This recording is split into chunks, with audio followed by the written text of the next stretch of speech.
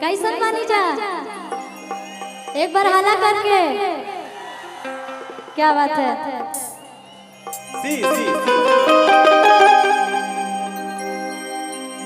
कि माँ के ज्योति से नूर मिलता है सभी के दिलों को सुरूर मिलता है।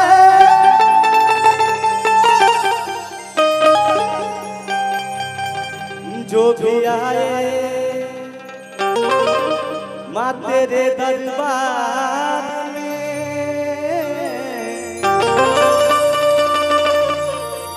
उसे कुछ ना कुछ जरूर मिलता है। खुशी जी थोड़ा सा भक्ति हो जाए ना।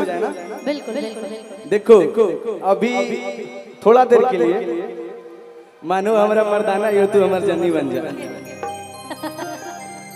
अब नवरात के दिन है, नवरात के दिन है, तब एगो जनिया को कि आई जी ऐसे होते तब कैसे होते। देखो तो बगल में बोली अगला बार मैहर गेलखिन ए बार वैष्णो देवी जाके प्लान करो आ तू खाली हो पटनमा घुमा दे कहो कि हो चली जी बैसैया हो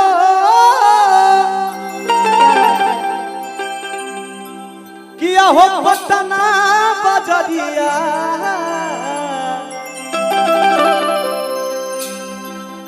हमारा किन दे हो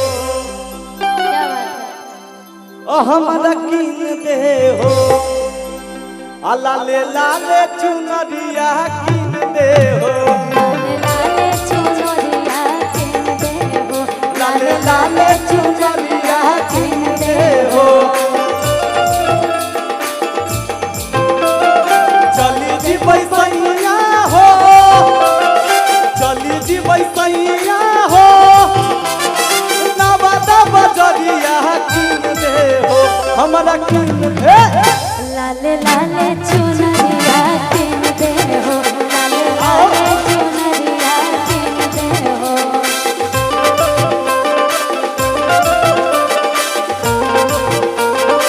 क्या बात है।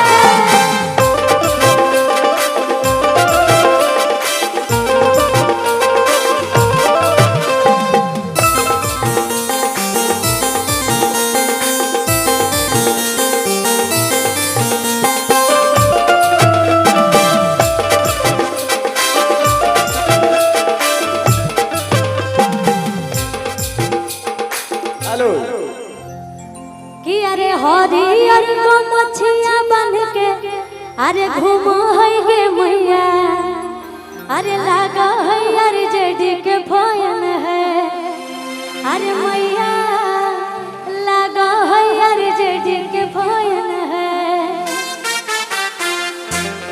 भैया कि अरे हरियर को मछिया पहने घूमा है गे मैया हरियर को मछिया पहने घूमा है गे मैया लागो है यार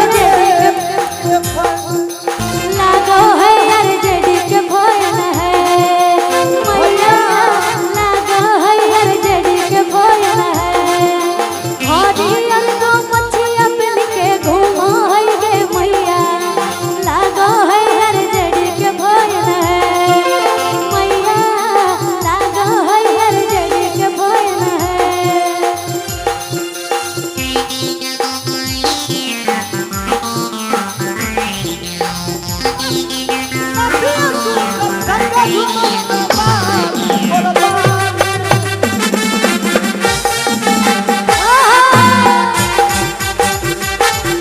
और भैया कहे के बा अरे हरियर को मछिया पहने घूमो है गे मैया लागो है मिसा दीदी के भयन है मैया लागो है मिसा दीदी के भयन है हरियर को मछिया पहने घूमा है गे मैया लागो है मिसा दीदी के भयन है मैया लागो है मिसा दीदी के भयन है।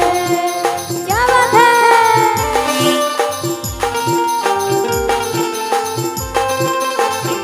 बंद कीजिए थोड़ा सा।